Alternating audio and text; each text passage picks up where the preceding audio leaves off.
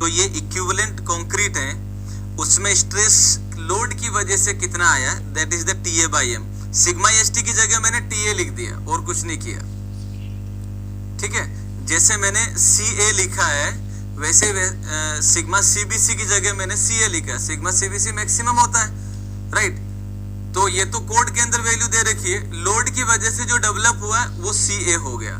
Similarly steel में जो maximum stress जाती है वो सिग्मा ST जाती है, तो मैंने लोड की वजह से जो डेवलप हुआ उसको मैंने TA लिख दिया, that's one only. Sandeep,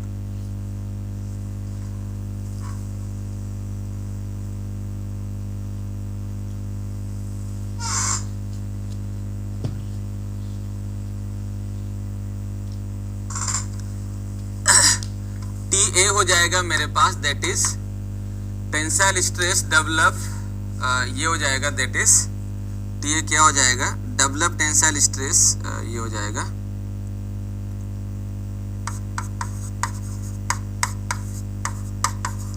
tensile stress in steel due to load, steel due to load, load की वजह से जो स्ट्रेस आई है स्टील के अंदर वो हो जाएगी,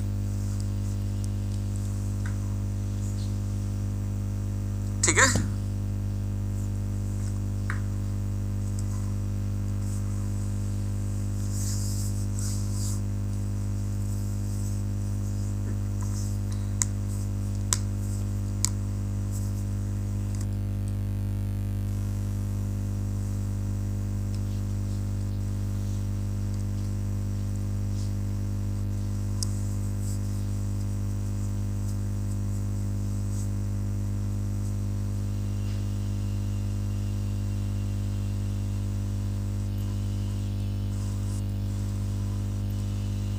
सो this is the under enforce section and next हो जाएगा हमारे पास, that is over enforce section. Next हो जाएगा ओवर एनफोर्स सेक्शन।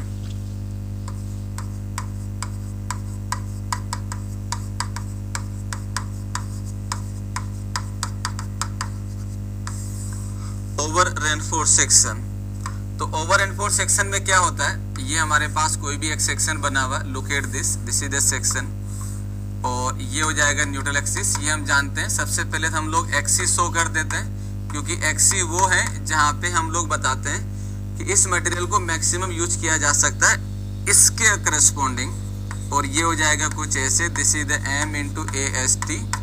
और इसके लिए जब हम स्ट्रेस डायग्राम बनाएंगे देन व्हाट, ये बन जाएगा हमारे पास कुछ ऐसे, ये हो जाएगा कुछ इस तरीके से।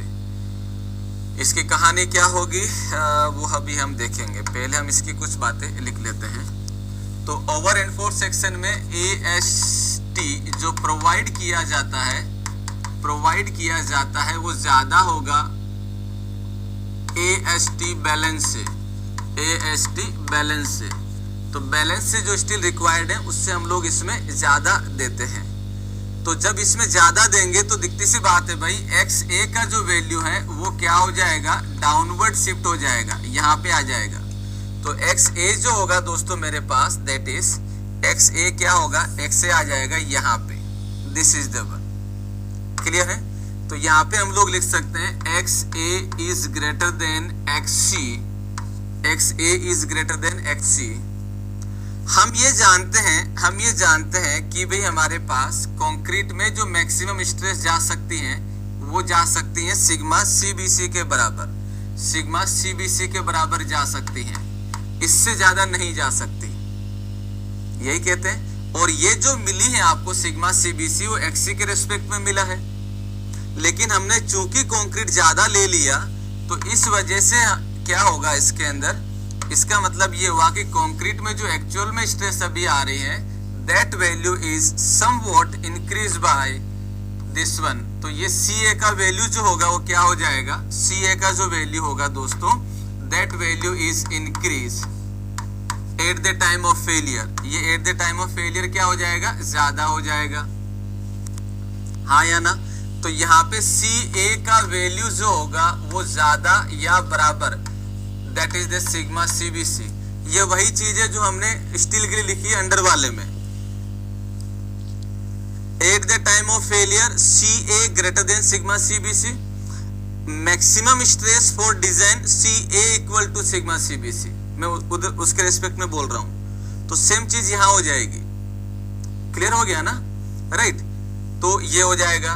डिजाइन पर्पस के लिए अगर हम देखेंगे, डिजाइन पर्पस के लिए अगर हम देखते हैं तो डिजाइन पर्पस में क्या होगा, मैक्सिमम स्ट्रेस हम लोग ले सकते हैं सिग्मा सीबीसी के बराबर। तो ये क्या हो जाएगा, ये हो जाएगा मेरे पास में, this is for design purpose, for design purpose और मैक्सिमम, ठीक है, मैक्सिमम स्ट्रेस।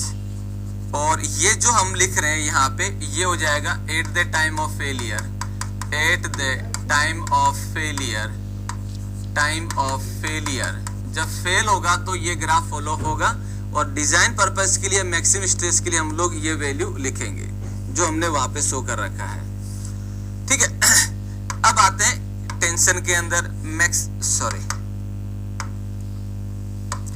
स्टील में जो मैक्सिमम स्ट्रेस जा सकती है वो जा सकती है, that is the sigma EST by M. ये जो वैल्यू जा सकता है that is the sigma EST by M जा सकता है। बट चूंकि हमने ज्यादा स्टील दिया है तो एक्चुअल में जो स्ट्रेस आ रही है इसमें, वो स्ट्रेस का वैल्यू जो होगा वो क्या होगा, इससे कम रहेगा। यानी कि इसमें स्टील कभी भी जो है फेल नहीं होगी। तो यहाँ पे अगर हम लिखेंगे स्टील के लिए तो T A by M that is less than equal to sigma S T by M, sigma S T by M, ठीक है। सेम चीज है, बस एरिया बदला है तो कहानी बदल गई, और कुछ नहीं है। अब इसमें अगर हम बात करें तो क्या होगा, इसमें अगर हम देखें तो पहले कौन फेल हो रहा है, कंक्रीट।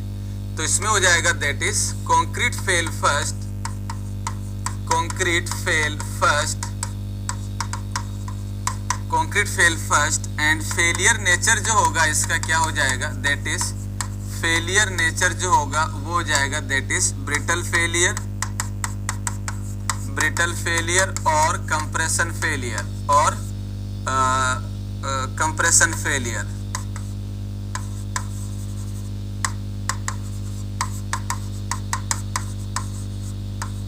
नोट करो।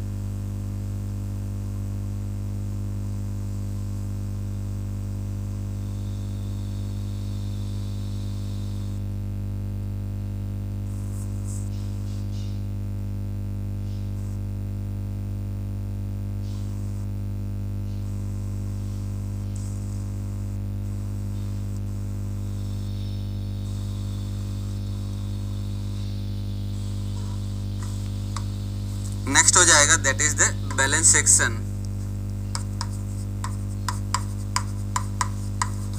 बैलेंस सेक्शन,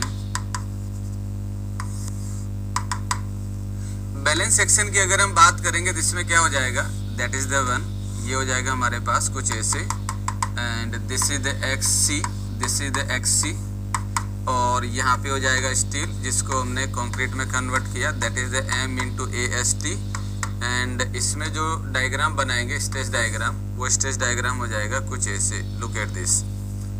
अब इसमें अगर हम पॉइंट देखें तो क्या होगा, ए एस टी जो हम प्रोवाइड कर रहे हैं, जो हम प्रोवाइड कर रहे हैं वो बराबर है ए एस टी बैलेंस के, जो हम प्रोवाइड कर रहे हैं किसके बराबर है, ए एस टी बैलेंस के, यानी कि जितना स्टील चाहिए हम उतना ही दे रहे हैं। तो दिखती सी बात है भाई, एक्स ए जो होगा वो बराबर हो जाएगा किसके, एक्स सी के, यानी कि इसमें एक्स ए जो होगा वो बराबर हो जाएगा किसके, एक्स सी के।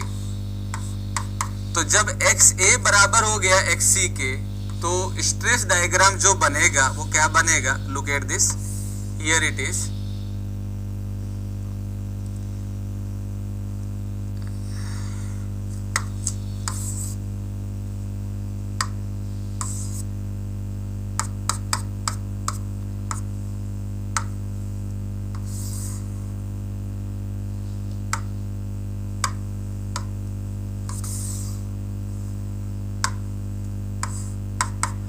तो इसमें एक्स से बराबर हो जाएगा एक्स सी के, राइट, एक्स से बराबर हो जाएगा एक्स सी के, और यहाँ पे कंक्रीट में जो मैक्सिमम स्ट्रेस है that is the sigma C B C, और यहाँ पे जो मैक्सिमम स्ट्रेस है that is the sigma S T by M. तो लोड की वजह से जो स्ट्रेस डेवलप हुआ है, लोड की वजह से जो स्ट्रेस डेवलप हुआ है that is the C A, that equal to the sigma C B C, और यहाँ पे ये इक्वल हो जाएगा टी ए बाई एम, बराबर हो जाएगा sigma S T by M के। तो सी ए का वैल्यू बराबर हो जाएगा सिग्मा सी बी सी के, टी ए बाई एम का वैल्यू बराबर हो जाएगा sigma S T by M के। जब स्टील हमें जितना चाहिए उतना ही अगर हमने दिया है तो भाई सब कुछ वही होगा जो बैलेंस के लिए होता है, एक्स से बराबर हो गया एक्स सी के, सी ए बराबर हो गया सिग्मा सी बी सी के, टी ए बराबर हो गया टी ए बाई एम बराबर हो गया sigma S T by M के। ठीक है, इसमें क्या रहता है, इसमें हो जाएगा steel and concrete, steel and concrete both reach permissible stress eight same time, both reach permissible stress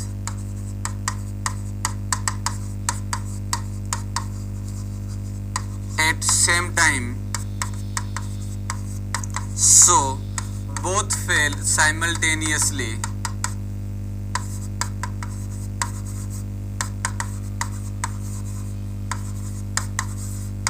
दोनों एक साथ फेल होगी, कोई पहले या कोई बाद में नहीं होगी, नोट करो।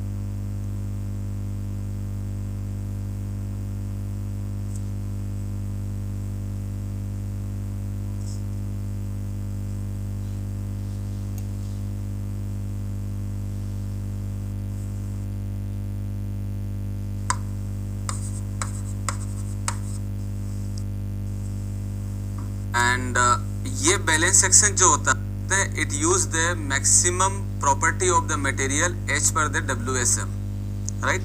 तो इसका अगर मैं कंक्लूजन लिखूंगा तो क्या हो जाएगा, it use the maximum property of the material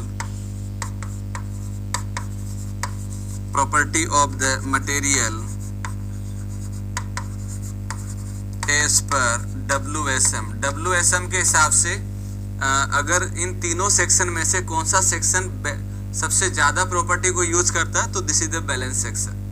under enforce section come use करता है, ओवर एनफोर्स सेक्शन ज्यादा करता है, लेकिन कंक्रीट पहले फेल हो जाएगा, ठीक है। तो नोट करिए, बैलेंस सेक्शन में डक्टाइल फेलियर होगा या ब्रिटल, दोनों ही होगा, एक साथ फेल होगा।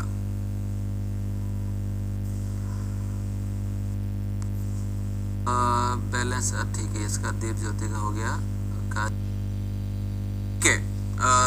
सिंगली के लिए जो मैक्सिमम एरिया ऑफ स्टील होगा वो बैलेंस के करस्पॉन्डिंग बोल सकते हैं। अगर मैं LSM से बोलता हूं तो WSM में हम लोग ओवर एनफोर्स सेक्शन के लिए स्टील कितना होगा, तो LSM के अंदर बैलेंस के रेस्पेक्ट में मैक्सिमम एरिया ऑफ स्टील होगा, लेकिन WSM में इसको एग्जैक्टली डिफाइन नहीं कर सकते, मतलब इसको क्लियरली नहीं बोल सकते कि बैलेंस वाला ही मैक्सिमम है, क्योंकि हमने कई प्रॉब्लम के अंदर ओवर के लिए भी स्टील निकालते हैं, जबकि अच्छे से हम जानते हैं कि ओवर में स्टील फेल होता, कंक्रीट पहले फेल हो जाएगा, राइट।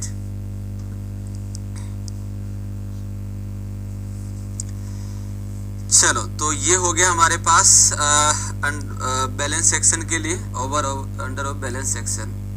चलो, तो इससे पहले एक पॉइंट और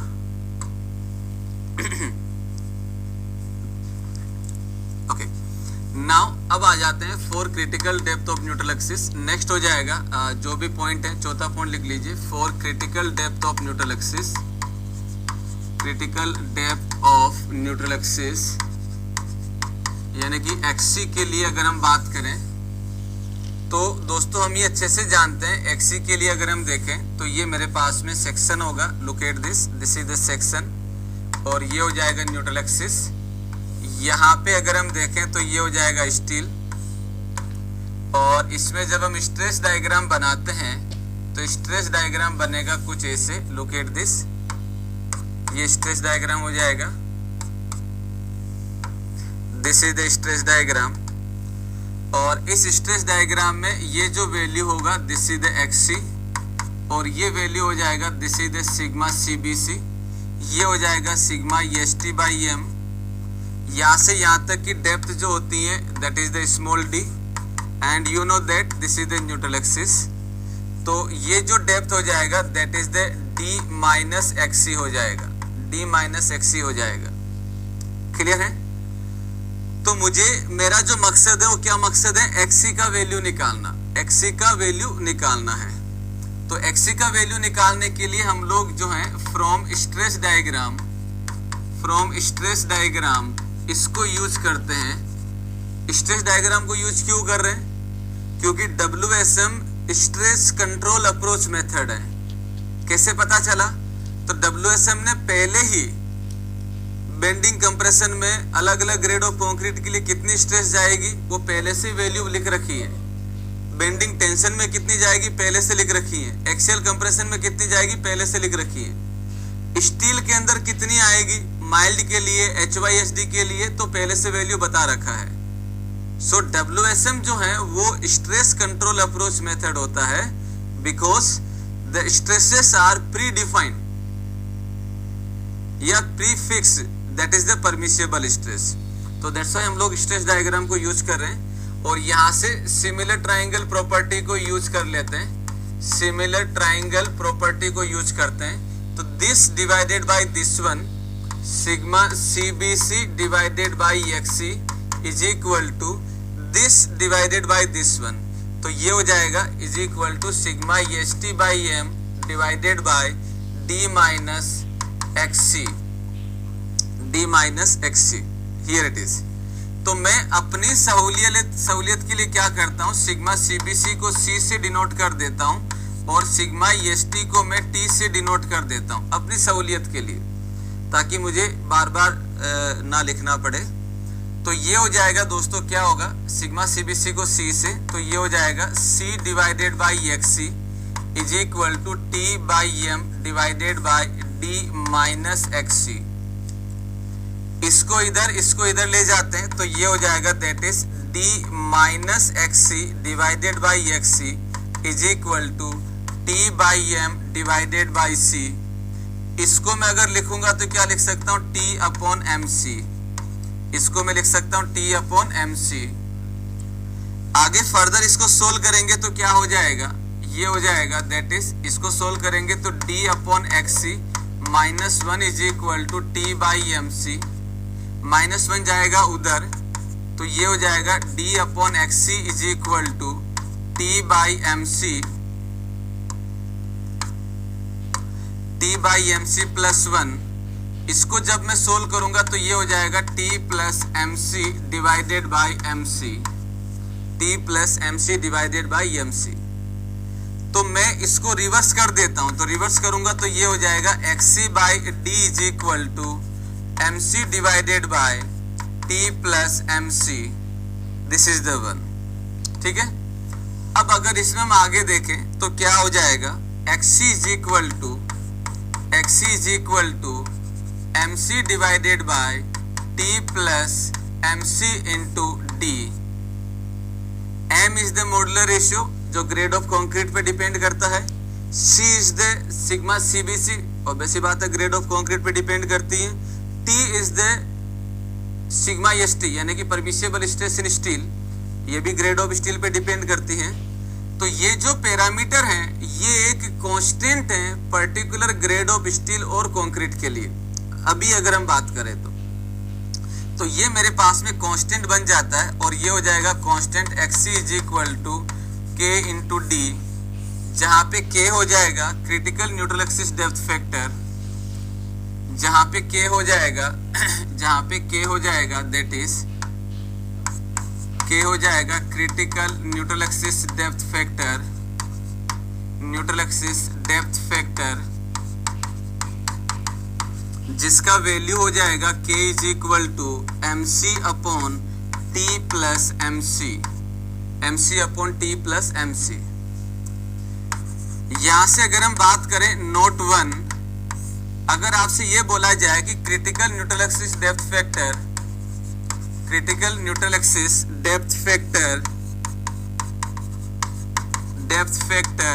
डिपेंड्स ऑन, किस पे डिपेंड करता है, ओनली ग्रेड ऑफ स्टील पे, ओनली ग्रेड ऑफ कंक्रीट पे, या दोनों पे, या डिसाइड नहीं कर सकता। बताइए, critical neutral axis depth factor किस पे डिपेंड करता है, ओनली ग्रेड ऑफ स्टील पे, ओनली ग्रेड ऑफ कंक्रीट पे, या दोनों पे, या डिसाइड नहीं कर सकता। Tell me.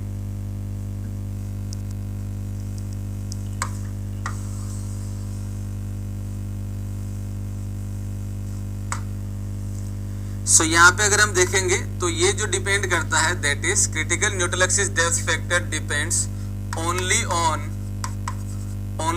Grade of steel, depends on only grade of steel. ये ग्रेड ऑफ स्टील पे डिपेंड करता है, दोनों पे नहीं करता है। कैसे? हम ये जानते हैं मॉडुलर रेशियो जो दिया जाता है that is the 280/3 sigma CBC। Sigma CBC को हमने जो है C से डिनोट कर रखा है, तो ये हो जाएगा 280/3C। तो M इंटू C को मैं लिख सकता हूँ that is the 280 divided by 3, यानी कि ये हो जाएगा 93.33। जहाँ पे MC लिखा हुआ है वहां पे हो जाएगा 93.33। तो K के अंदर जब मैं लिखूंगा तो ये हो जाएगा 93.33 डिवाइडेड बाय T प्लस 93.33। तो this is the K factor, और ये डिपेंड कर रहा है ओनली ग्रेड ऑफ स्टील पे, ओनली ग्रेड ऑफ स्टील पे। Permissible stress for steel, permissible stress for steel. ठीक है, तो ये ओनली ग्रेड ऑफ स्टील पे डिपेंड करता है।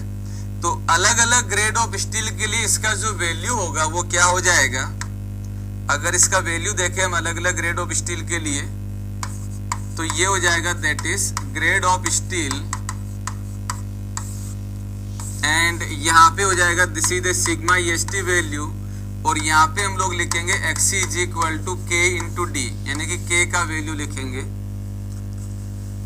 अगर मैं Fe 250 की बात करता हूं तो 250 के लिए जो सिग्मा EST होता है दैट वैल्यू इज द 140। तो यहाँ पे आप जब 140 पुट करेंगे then you will get the answer, K का जो वैल्यू आएगा दैट इज 0.40, और Xc के लिए हम लोग इसको D लिख देंगे। तो Xc का जो वैल्यू हो जाएगा वो आ जाएगा 0.40 इंटू डी। Fe 415 की बात करें तो ये हो जाएगा दिस इज द 230, एंड इसका वैल्यू हो जाएगा that is 0.289 into D. And Fe 500 के लिए अगर हम देखें तो इसका वैल्यू हो जाएगा दिस इज द 275, एंड ये वैल्यू हो जाएगा 0.253 into D. Here it is.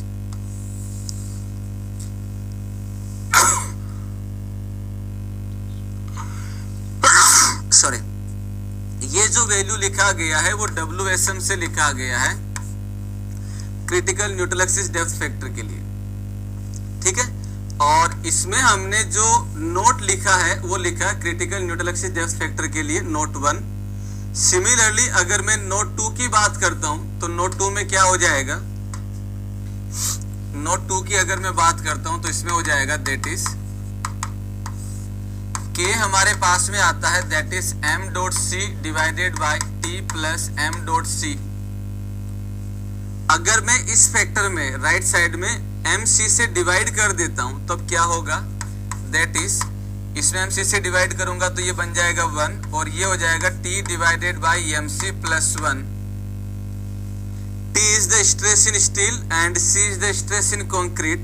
तो मैं इसको नाम दे देता हूं स्ट्रेस रेशियो, इसको नाम दे देता हूं that is the stress ratio R, और ये हो जाएगा T by C। Stress ratio मैंने नाम दे दिया that is the R and that is the T by C। तो मैं इसको लिख सकता हूं K is equal to 1 upon T by not T, K is equal to R by M plus 1। इसको सोल्व करेंगे तो ये हो जाएगा is equal to M upon R plus M, R plus M। ये फैक्टर भी कई बार एग्जाम के अंदर पूछा गया है, तो ये स्ट्रेस रेशियो और मॉडुलर रेशियो की टर्म्स में भी आप वैल्यू जो है वो निकाल सकते हैं। नोट करो।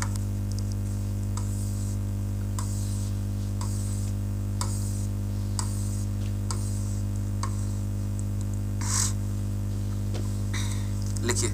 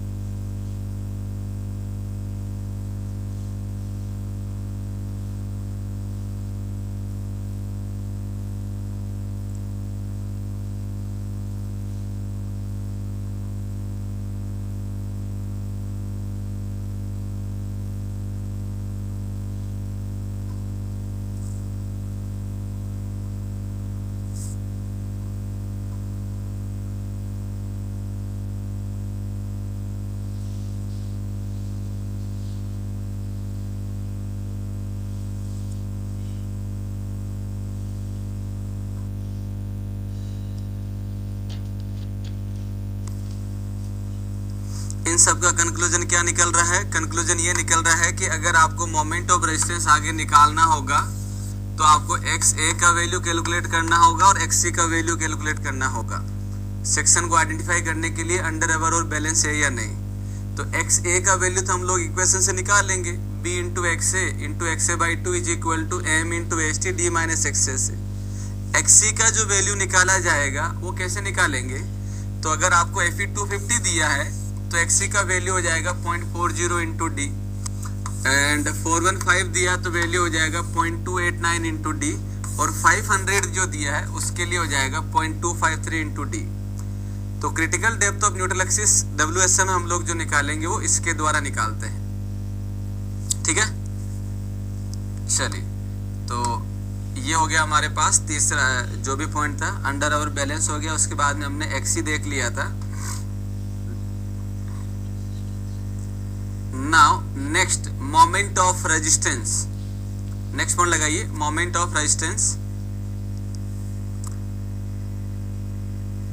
मोमेंट ऑफ रेजिस्टेंस MR जिसको हम लोग बोलते हैं।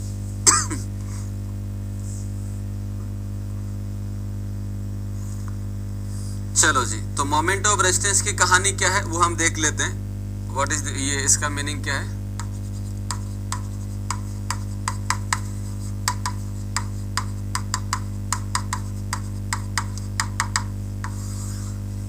मोमेंट ऑफ रेजिस्टेंस, तो मोमेंट ऑफ रेजिस्टेंस का मतलब है किसी भी क्रॉस सेक्शन पर अगर कोई भी बीम कितना बेंडिंग मोमेंट को रजिस्ट कर रही है वो उस सेक्शन की मोमेंट ऑफ रेजिस्टेंस कहलाया जाता है। तो मोमेंट ऑफ रेजिस्टेंस होता है किसी भी क्रॉस सेक्शन पे कितना मोमेंट रजिस्ट कर रहा है, that is known as the moment of resistance. तो इसमें पहला पॉइंट लिखिए, इसके अंदर पॉइंट लिखिए, it is the maximum value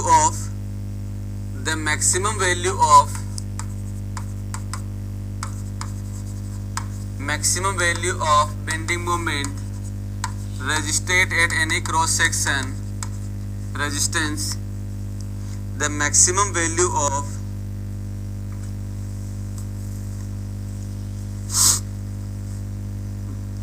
bending moment resist safely, इसको resist लिख लीजिए, resist safely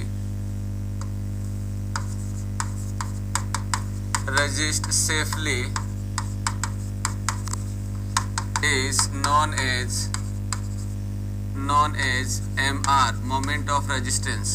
तो ये जो रहता है उसको हम लोग क्या बोलते हैं? किसी भी क्रॉस सेक्शन पर, वेरी इंपॉर्टेंट वर्ड हो जाएगा, the maximum value of bending moment resist at any cross section, resist safely at any cross section,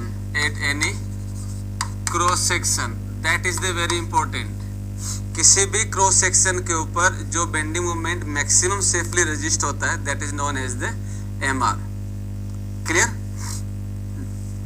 चलिए अब इसका वैल्यू कैसे निकालते हैं इन जनरल, अगर मुझे इसका फॉर्मुलेशन देखना है तो कैसे निकाला जाएगा वो हम देख लेते हैं।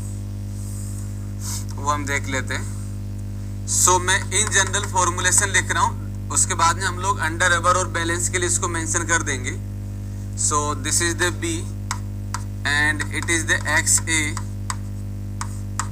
एंड यहाँ पे हो जाएगा स्टील को हमने कंक्रीट में कन्वर्ट कर दिया M इंटू HT, और ये हो जाएगा दैट इज द D। अगर हम स्ट्रेस डायग्राम बनाते हैं तो स्ट्रेस डायग्राम क्या हो जाएगा? स्ट्रेस डायग्राम हो जाएगा यहाँ पे, दिस इज द CA, ये हो जाएगा that is the TA by M, और ये हमारे पास में डायग्राम बना हुआ कुछ ऐसे। ठीक है, तो ये हेडिंग वगैरह सबने लगा लिया होगा, मैं इसको हटा देता हूं। राइट, हम लोग जो मोमेंट ऑफ रेजिस्टेंस के लिए बात कर रहे हैं, इन जनरल बात कर रहे हैं, इन जनरल।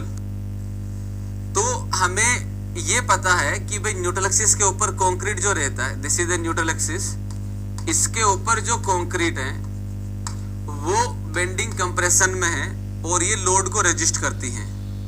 तो ये वाला कंक्रीट कितना लोड को रेजिस्ट करेगी वो वैल्यू हमें निकालना है, क्वेश्चन पॉइंट ध्यान से सुनिएगा। ये कंक्रीट कितना लोड रेजिस्ट करेगी वो हमें निकालना है। किस तरीके से रेजिस्ट कर रही है वो बिहेवियर हमें ये पता है। मैक्सिमम यहाँ पे कर रही है, न्यूट्रल एक्सिस पे 0 कर रही है, मैक्सिमम यहाँ पे।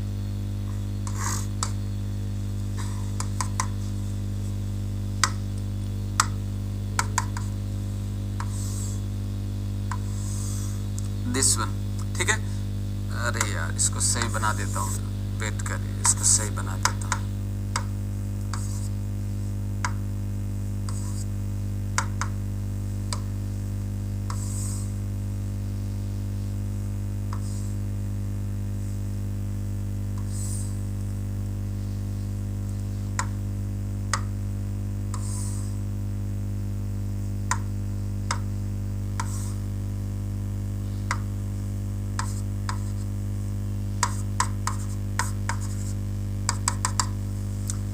न्यूट्रल एक्सिस के ऊपर जो कंक्रीट है वो किस तरीके से लोड को रजिस्ट कर रही है, वो रजिस्ट कर रही है कुछ इस तरीके से, ठीक है।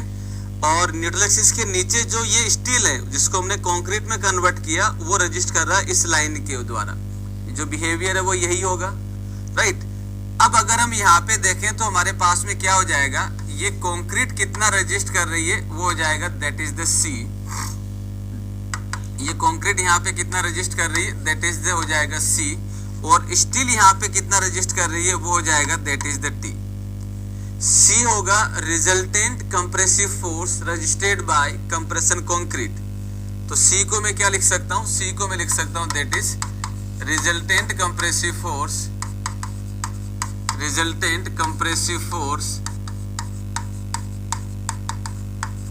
Resultant compressive force registered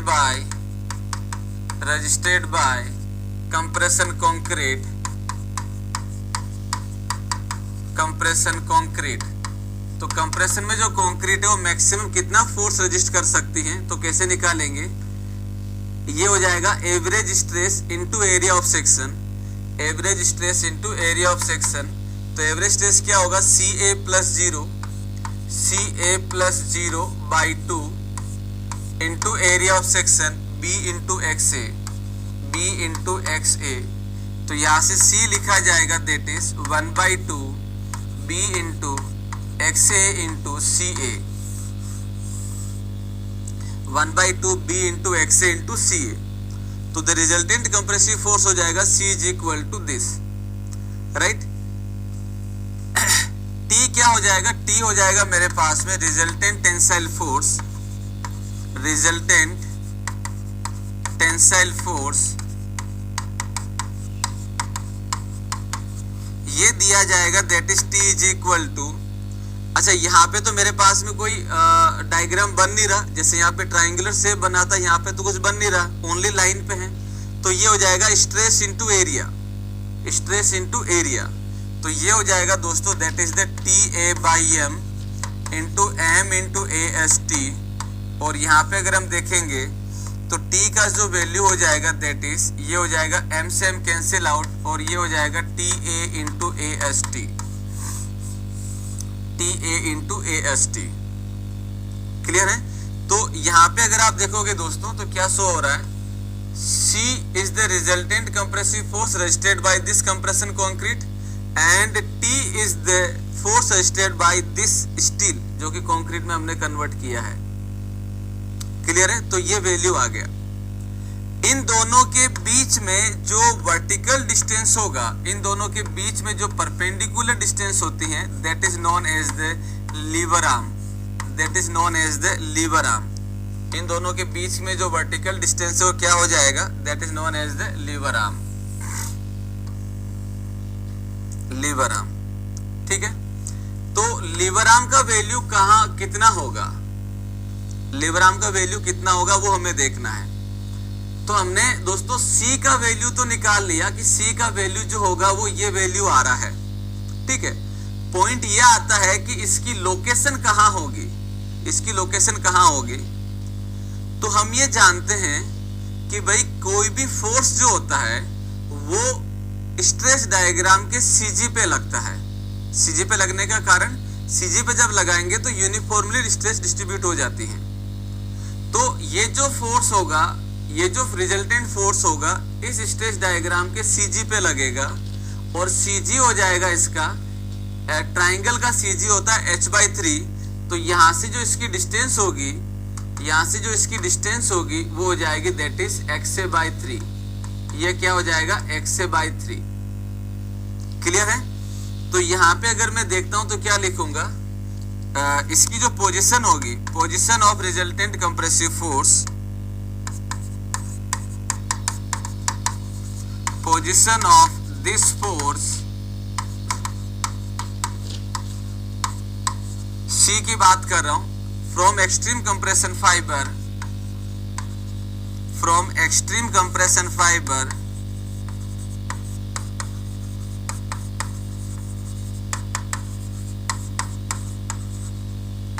fibre is कितना होगा, ये हो जाएगा xa/3। तो इसकी लोकेशन कहां पे होगी, ये हो जाएगा एक्सट्रीम कंप्रेशन फाइबर से xa/3 पे लगेगा। क्लियर? तो भाई लीवर आर्म कितना होगा, लीवर आर्म के लिए अगर हम बात करें तो यहां से लेके यहां तक के बीच का दूरी d है, तो इस d में से xa/3 माइनस कर दूंगा तो लीवर आर्म आ जाएगा। राइट? तो लीवर आर्म जो होगा वो क्या हो जाएगा, लीवर आर्म आ जाएगा मेरे पास दैट इज, ये हो जाएगा लीवर आर्म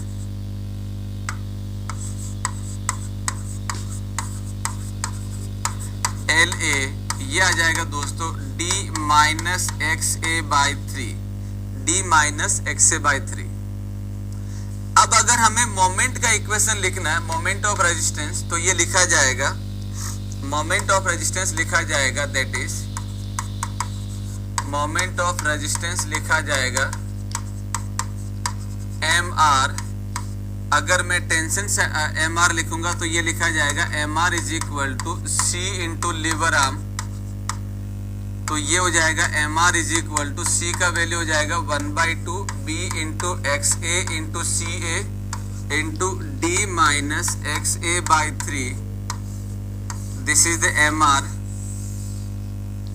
एंड दूसरा अगर हम लिखते हैं तो ये हो जाएगा T into lever arm, and ये हो जाएगा that is mr is equal to TA into AST D minus xa/3, this is the one. ये इन जनरल इक्वेशन है जिसके द्वारा हम लोग मोमेंट ऑफ रेजिस्टेंस का वैल्यू निकालते हैं। ठीक है, चलिए तो ये इसको नोट करिए, दिस इज द सिंपल। हाँ लिखो,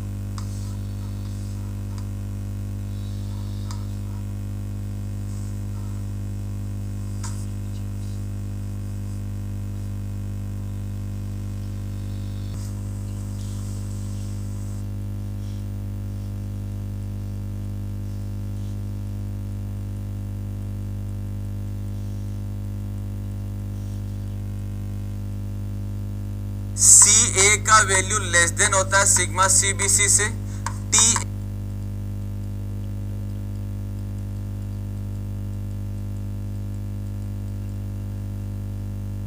ये सारी की सारी बात कर रहे हैं इन जनरल, कॉमन है सबके लिए। ठीक है, अब अगर हम अंडर एनफोर्स सेक्शन के लिए अगर मोमेंट ऑफ रेजिस्टेंस निकालना चाहें या बैलेंस सेक्शन के लिए अगर मोमेंट ऑफ रेजिस्टेंस निकालना चाहें तब क्या होगा वो देख लेते हैं। तो इसमें हम लोग देखते हैं नेक्स्ट पार्ट।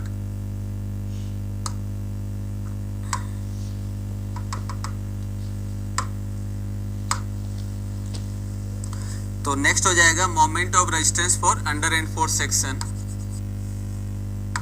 नेक्स्ट हो जाएगा M R for under enforce section, under enforce section. अब मैं आगे बढ़ने से पहले आप लोगों को डायरेक्टली चीजें बता देता हूं कि कब कौन सा क्या करना है, आप आसानी से समझ भी जाएंगे। पहले समझ लेते हैं। एम आर का इक्वेशन होता है that is 1/2 B into x A into C A into D minus x A by 3 and M R का दूसरा इक्वेशन होता है that is T A into A S T into D minus x A by 3, जहाँ पे x a का value निकाला जाता है। एक्स ए का वैल्यू हम लोग निकालते हैं b into x A into x A by 2 is equal to m into A S T D minus x a के द्वारा। यही तरीका जिसके द्वारा हम लोग वैल्यू निकालते हैं, ठीक है, यही तरीका है। तो दोस्तों अगर मैं यहाँ पे एम आर निकालना चाहता हूं अंडर एनफोर्स के लिए या ओवर एनफोर्स के लिए, इन दोनों में से किसी के लिए वैल्यू निकालना चाहता हूं या बैलेंस के लिए, 3 सेक्शन है। मैं ये अच्छे से जानता हूं अंडर एनफोर्स सेक्शन के लिए सी ए का वैल्यू लेस देन होता है सिग्मा सी बी सी से, टी ए बाई एम का वैल्यू डिजाइन पर्पज में अगर देखता हूं तो बराबर होता है sigma E S T by M के। ओवर के लिए मैं जानता हूं सी ए बराबर होता है सिग्मा सी बी सी के, और स्टील में जो स्ट्रेस होती है sigma E S T by M से लेस रहती हैं। बैलेंस के लिए दोनों बराबर रहते हैं।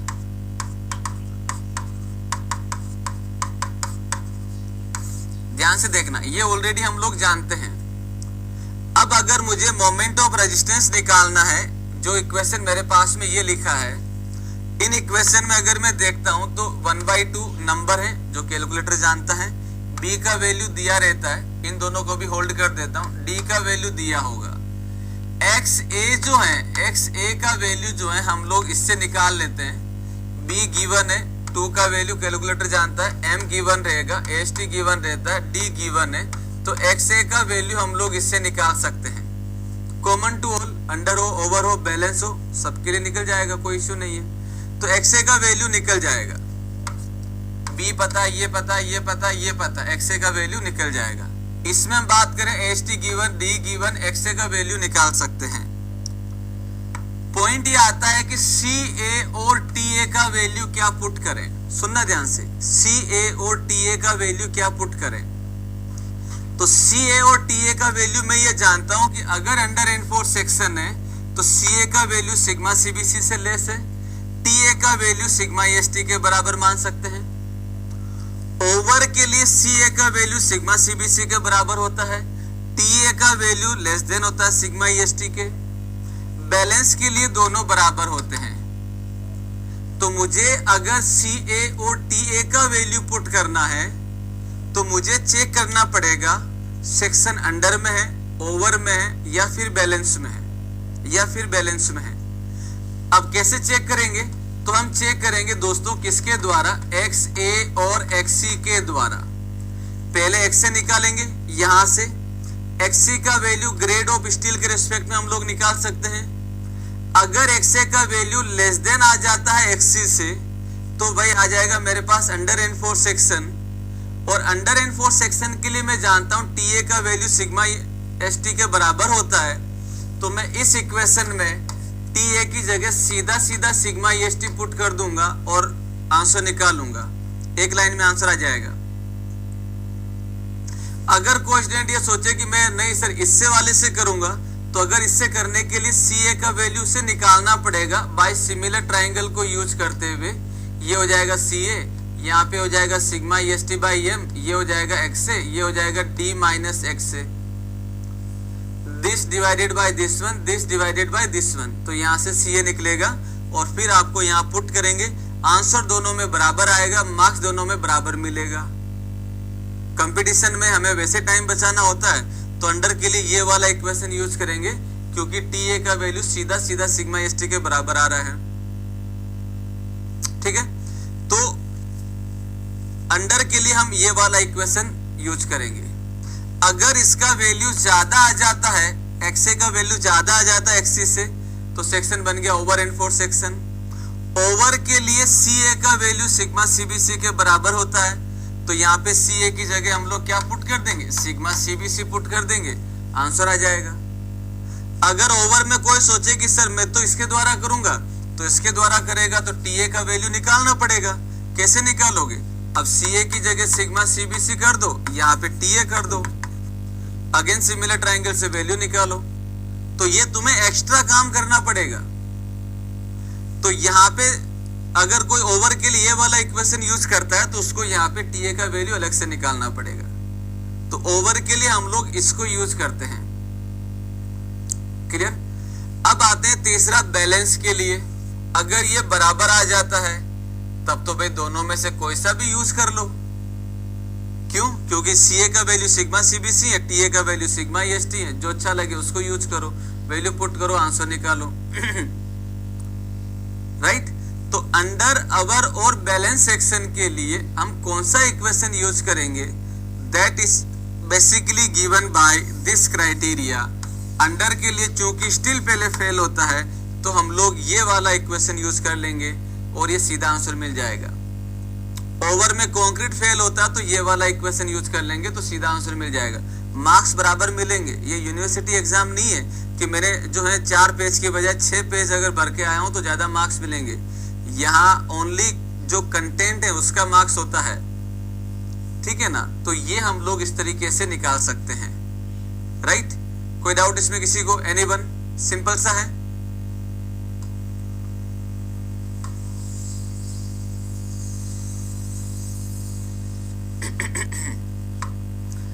तो यहाँ पे अगर हम बात करेंगे दोस्तों तो क्या हो जाएगा, ये एम आर के लिए अगर हम देखते हैं तो एम आर हो जाएगा अंडर एंड सेक्शन के लिए X A less than X C होता है and T A by M बराबर होता है sigma S T by M के एंड सी ए बराबर लेस देन होगा सिग्मा सी बी सी के। तो भाई हमारे पास जो इक्वेशन है वो हम लोग यूज करेंगे, that is the t A into ये s T D minus x A by 3। तो हम लोग इस टी ए की जगह पुट कर देंगे, इस टी ए की जगह पुट कर देंगे M R is equal to this is the sigma S T into A S T D minus x A by 3 D minus x A by 3। और अगर कोई स्टूडेंट ये सोचे नहीं सर हम तो सी वाली इक्वेशन से यूज करेंगे, तो सी वाली से कर लीजिए। M R is equal to 1/2 b into x A into C A into D minus x A by 3। तो यहां से सी ए के लिए क्या करेंगे, for C A similar triangle को यूज करेंगे। तो ये हो जाएगा सी ए, ये हो जाएगा एक्स ए, ये हो जाएगा डी माइनस एक्स ए और ये हो जाएगा sigma S T by M. तो यहां से हम देख सकते हैं c a upon this divided by this one is equal to sigma S T by m divided by d minus x a. तो यहां से सी ए का जो वैल्यू आ जाएगा वो आ जाएगा दैट इज, यहां से आप सी ए का वैल्यू निकाल लीजिए, need not to be write again more formulation. तो ये सी ए का वैल्यू यहां से आप पुट करेंगे वहां पे and then you will get the answer. तो अंडर के लिए मैं जो इक्वेशन यूज करूंगा वो इक्वेशन यूज होगा दिस इज द वन, ना कि ये वाला। नोट करो। Sir it's enough for today. क्या हो गया अनुज?